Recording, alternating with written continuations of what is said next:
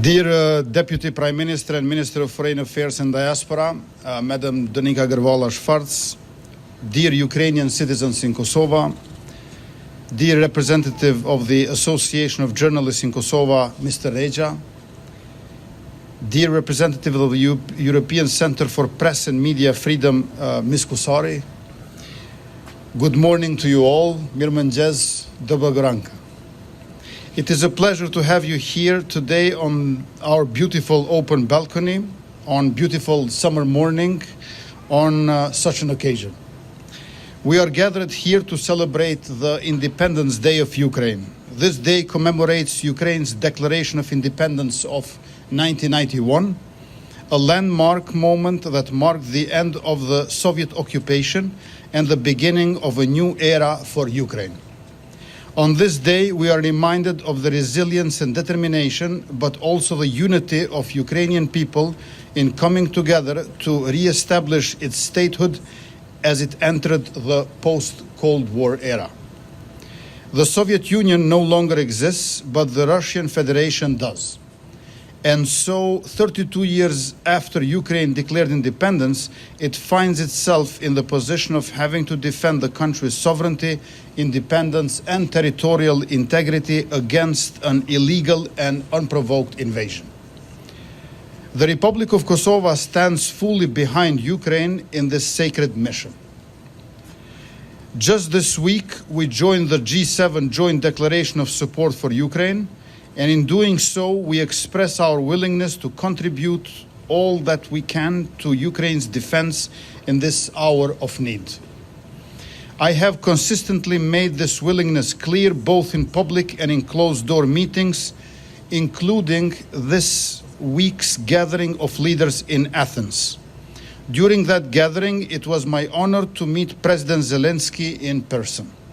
I hope that in future meetings we can discuss how Kosovo and Ukraine can work together to better promote our shared values and common interests. Part of our commitment to the Ukrainian people since the beginning of the war is to shelter up to 5,000 Ukrainians displaced by the conflict.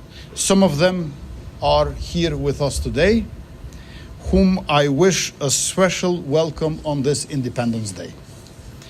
Winning a war requires fighting on all fronts. Ukrainian journalists in particular stand at the forefront of the country's defense.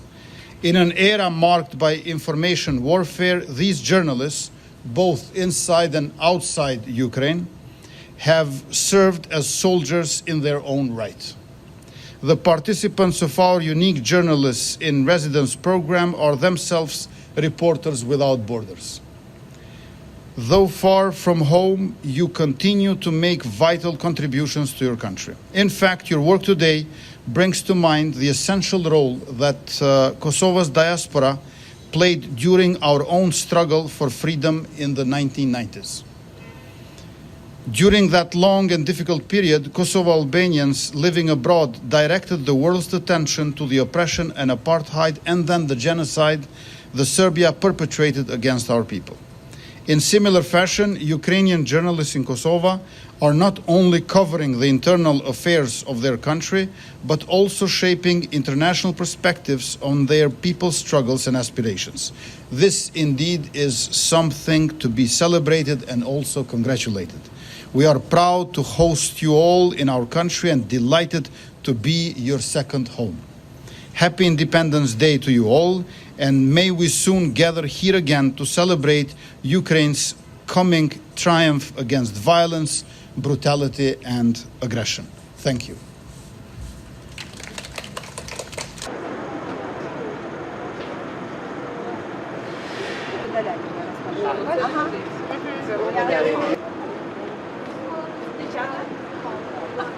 Ні, це мені подарували хлопці, ми поїхали на Польщу, ми з ним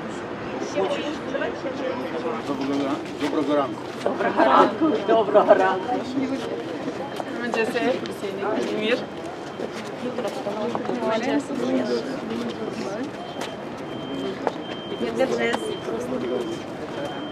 Always here, but this open balcony was not used. And we started this, and it's really nice here. So we also don't have to pay to. And One of those who was in the past in the government was telling me that sure every time he has to pass through my office and when he leaves it. I'm in the second floor, he's in the 11th.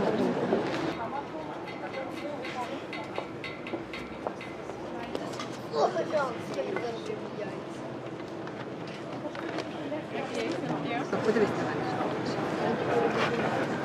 Основні вопроси до Зеленський.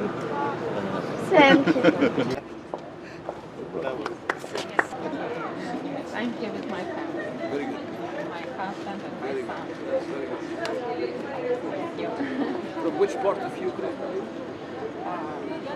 I have lived in Kiev because I'm public servant in last years and